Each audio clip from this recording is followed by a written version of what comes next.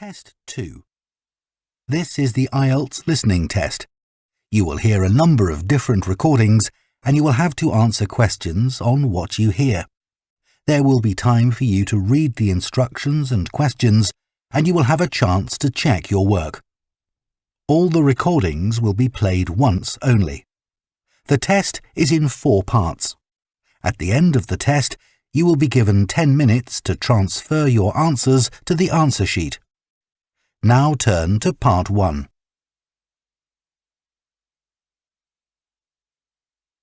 Part 1. You will hear a man asking about voluntary work in the village that he has just moved to. First, you have some time to look at questions 1 to 7.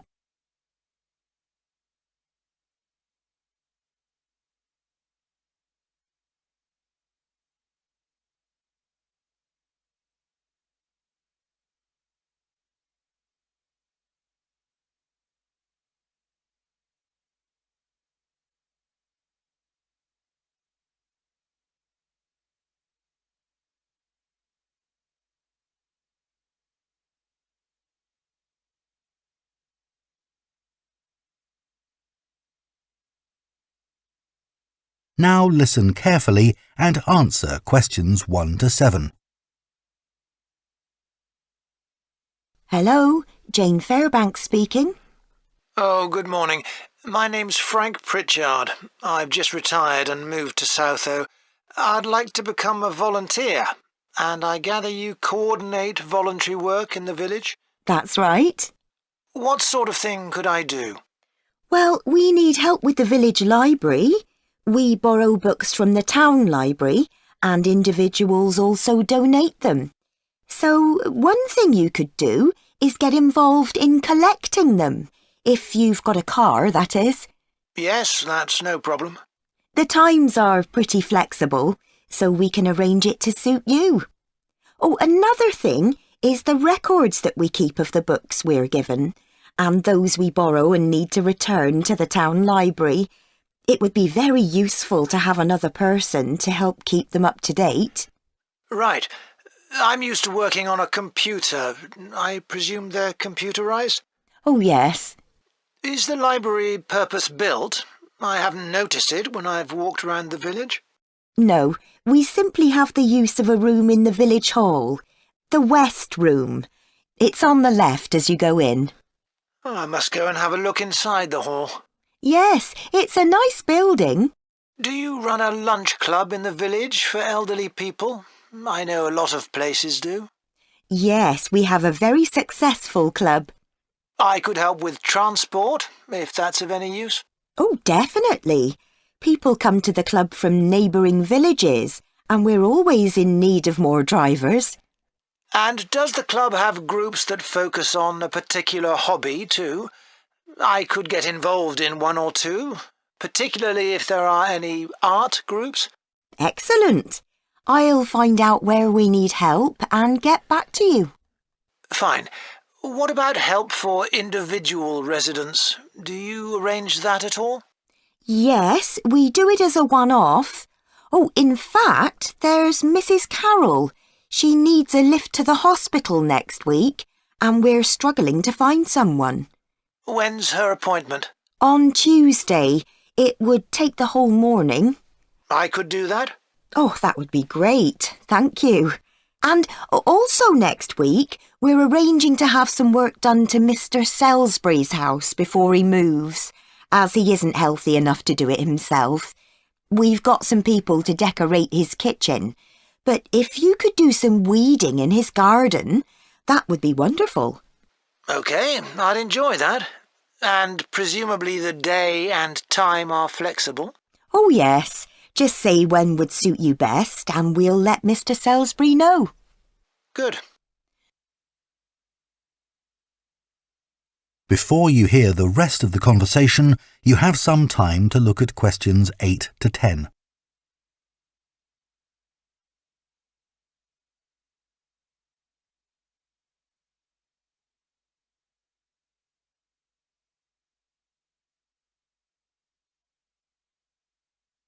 Now listen and answer questions 8 to 10. The volunteers group also organises monthly social events, which is a great way to meet other people, of course. Uh-huh. So next month, on the 19th of October, we're holding a quiz. A couple of residents are great at planning unusual ones, and we always fill the village hall.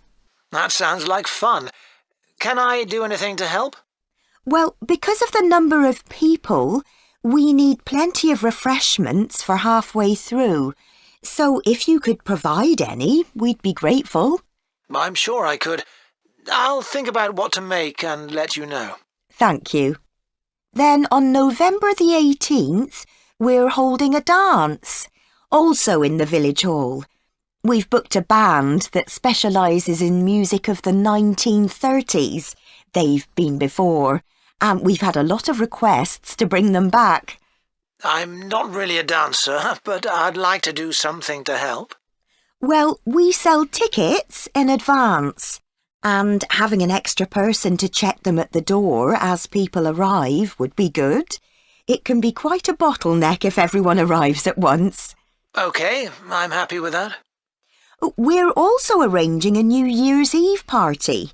We're expecting that to be a really big event, so instead of the village hall, it'll be held in the Mountfort Hotel.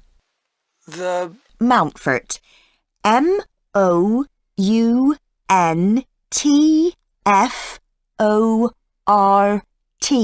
Hotel. It isn't in Southo itself, but it's only a couple of miles away. The hotel will be providing dinner, and we've booked a band. The one thing we haven't got yet is a poster. That isn't something you could do by any chance, is it? Well, actually, yes. Before I retired, I was a graphic designer, so that's right up my street. Oh, perfect. I'll give you the details, and then perhaps you could send me a draft? Of course. That is the end of Part 1. You now have half a minute to check your answers to Part 1.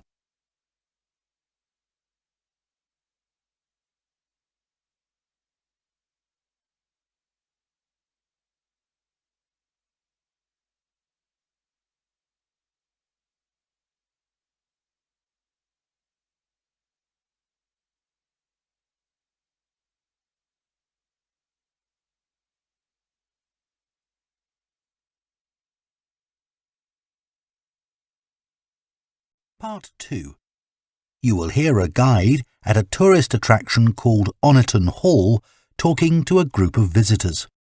First, you have some time to look at questions 11 to 14.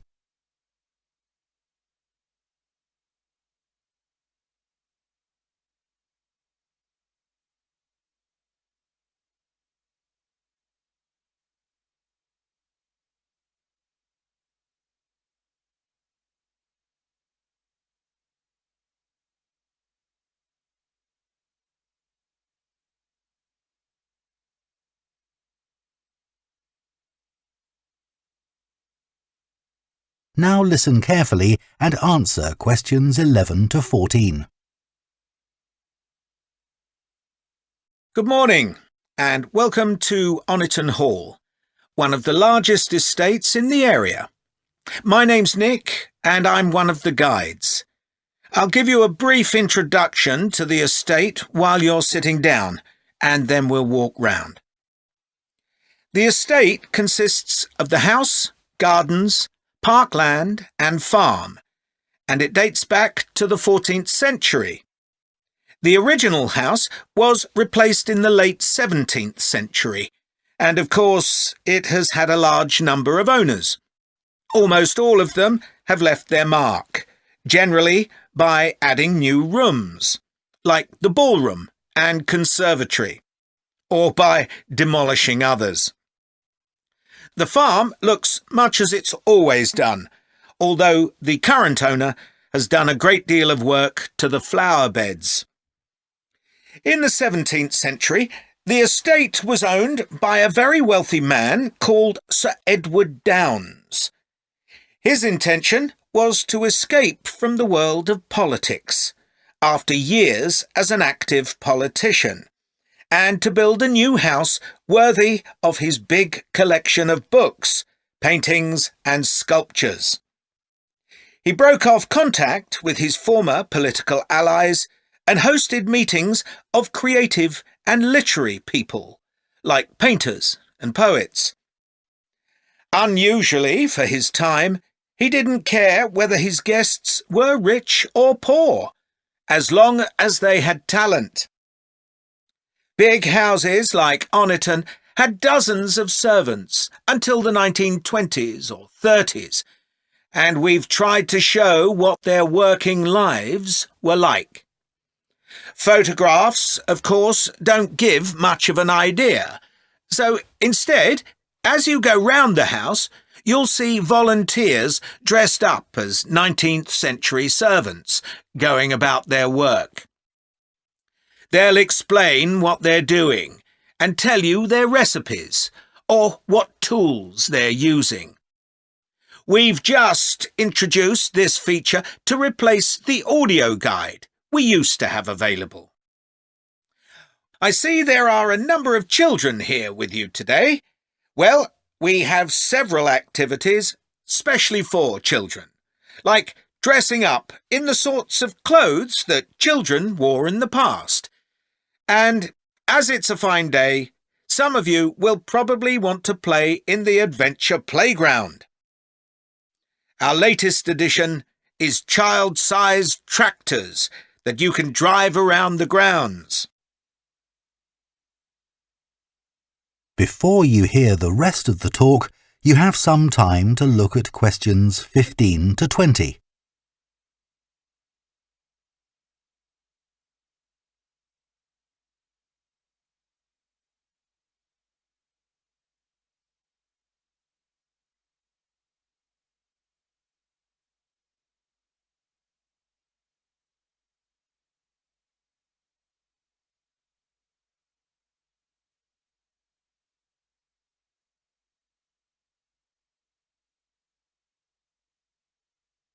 Now listen and answer questions 15 to 20.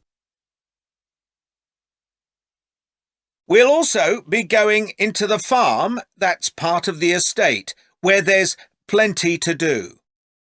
Most of the buildings date from the 18th century, so you can really step back into an agricultural past. Until recently, the dairy was where milk from the cows was turned into cheese. It's now the place to go for lunch, or afternoon tea, or just a cup of coffee and a slice of homemade cake. The big stone building that dominates the farm is the large barn, and in here is our collection of agricultural tools. These were used in the past to plough the earth, sow seeds, make gates, and much more. There's a small barn, also made of stone, where you can groom the donkeys and horses to keep their coats clean. They really seem to enjoy having it done, and children love grooming them. The horses no longer live in the stables, which instead is the place to go to buy gifts, books, our own jams and pickles, and clothes and blankets made of wool from our sheep. Outside the shed, which is the only brick building, you can climb into a horse-drawn carriage for a lovely, relaxing tour of the park and farm. The carriages are well over 100 years old. And finally, the parkland, which was laid out in the 18th century with a lake and trees that are now well established. You'll see types of cattle and sheep that are hardly ever found on farms these days. We're helping to preserve them, to stop their numbers falling further. OK, well, if you'd like to come with me, we will start. That is the end of part 2. You now have half a minute to check your answers to part 2.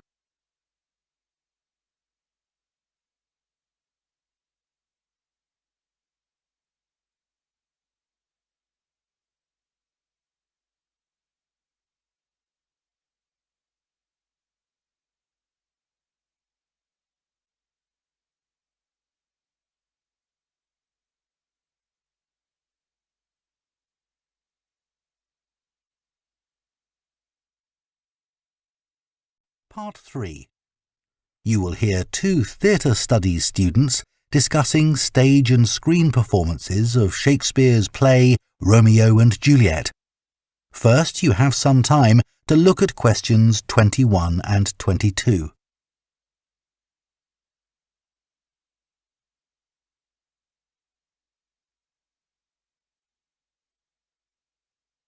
Now listen carefully and answer questions 21 and 22. Did you make notes while you were watching the performances of Romeo and Juliet, Gemma? Yes, I did. I found it quite hard, though. I kept getting too involved in the play. Me too. I ended up not taking notes. I wrote down my impressions when I got home. Do you mind if I check a few things with you, in case I've missed anything? And I've also got some questions about our assignment. No, it's good to talk things through. I may have missed things too. OK, great. So, first of all, I'm not sure how much information we should include in our reviews. Right. Well, I don't think we need to describe what happens, especially as Romeo and Juliet is one of Shakespeare's most well-known plays. Yeah, everyone knows the story. In an essay, we'd focus on the poetry and Shakespeare's use of imagery, etc. But that isn't really relevant in a review. We're supposed to focus on how effective this particular production is. We should say what made it a success or a failure. And part of that means talking about the emotional impact the performance had on us. I think that's important. Yes. And we should definitely mention how well the director handled important bits of the play, like when Romeo climbs onto Juliet's balcony. And the fight between Mercutio and Tybalt. Yes. It would also be interesting to mention the theatre space and how the director used it, but I don't think we'll have space in 800 words. No, OK. That all sounds quite straightforward. Before you hear the rest of the discussion, you have some time to look at questions 23 to 30.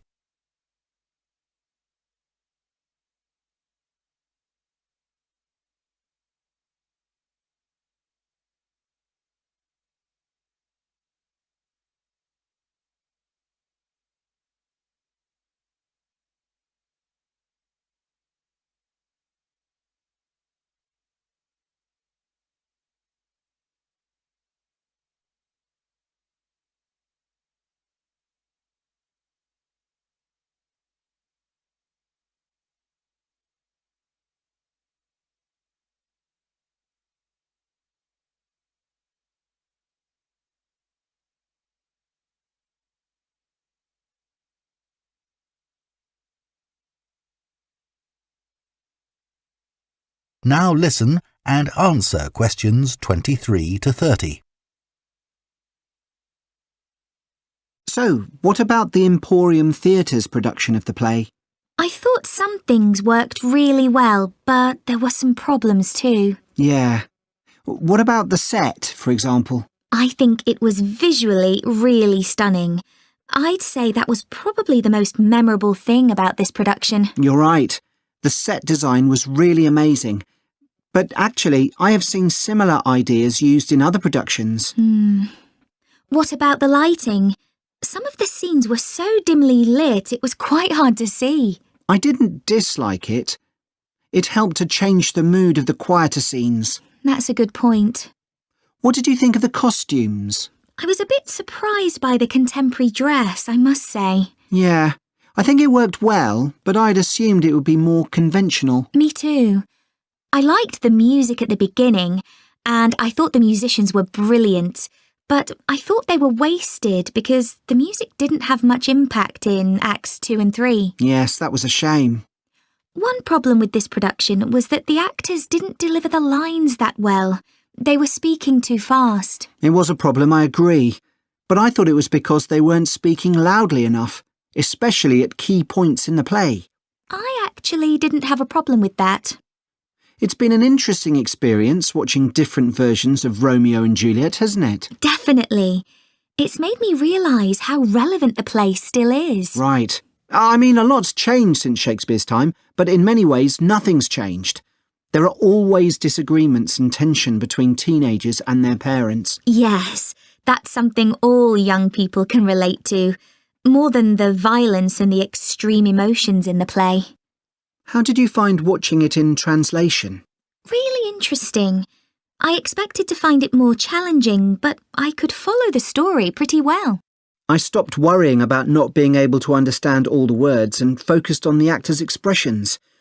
The ending was pretty powerful. Yes, that somehow intensified the emotion for me. Did you know Shakespeare's been translated into more languages than any other writer?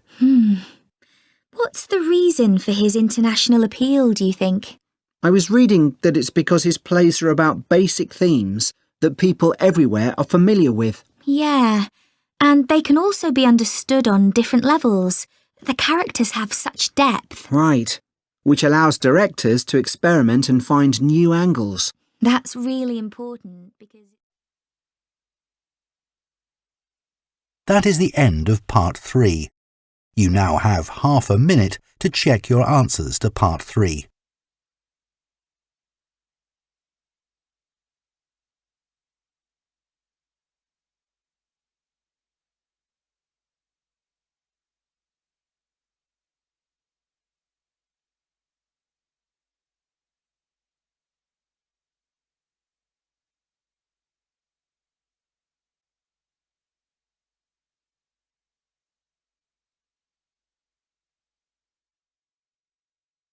Part 4.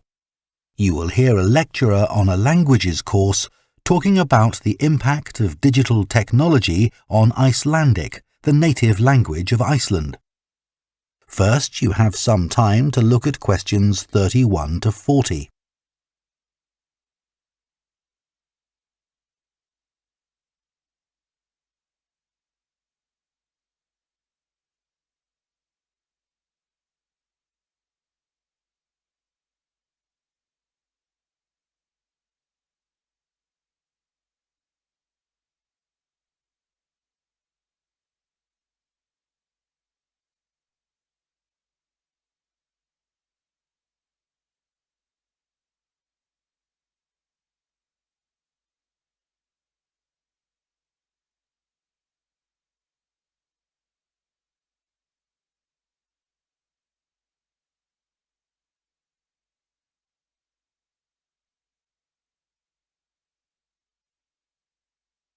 Now listen carefully and answer questions 31 to 40.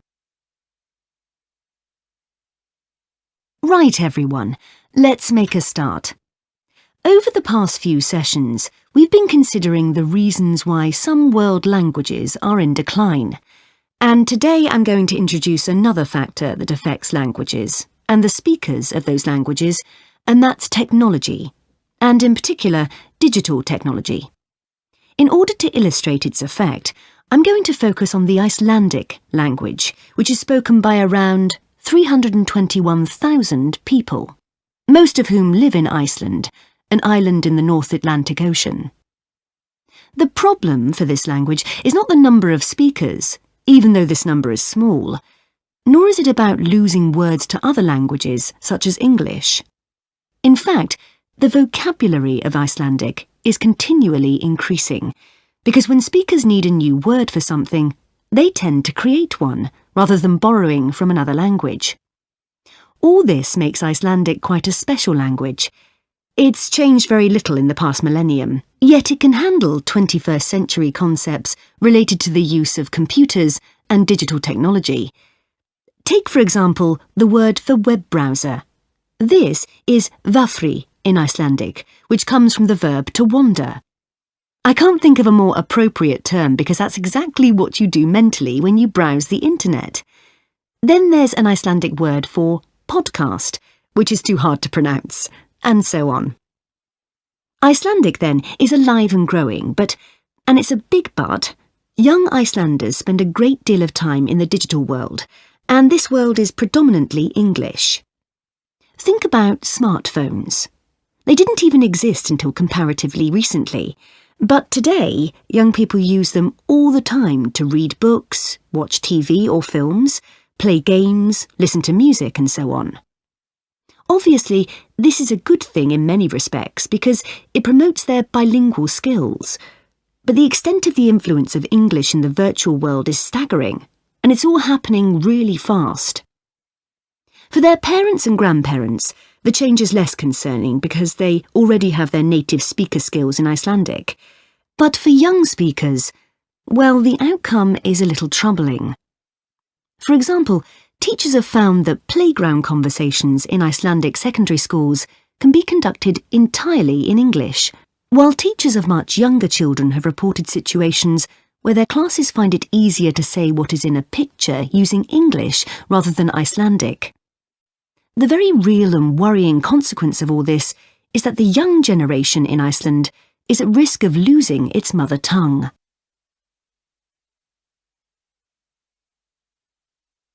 Of course, this is happening to other European languages too. But while internet companies might be willing to offer, say, French options in their systems, it's much harder for them to justify the expense of doing the same for a language that has a population the size of a French town, such as Nice. The other drawback of Icelandic is the grammar, which is significantly more complex than in most languages. At the moment, the tech giants are simply not interested in tackling this. So, what is the Icelandic government doing about this? Well, large sums of money are being allocated to a language technology fund that it is hoped will lead to the development of Icelandic-sourced apps and other social media and digital systems. But clearly this is going to be an uphill struggle. On the positive side, they know that Icelandic is still the official language of education and government. It has survived for well over 1,000 years, and the experts predict that its future in this nation-state is sound and will continue to be so. However, there's no doubt that it's becoming an inevitable second choice in young people's lives. This raises important questions. When you consider how much of the past is tied up in a language, will young Icelanders lose their sense of their own identity? Another issue that concerns the government of Iceland is this. If children are learning 2 languages through different routes, neither of which they are fully fluent in, will they be able to express themselves properly? That is the end of Part 4. You now have 1 minute to check your answers to Part 4.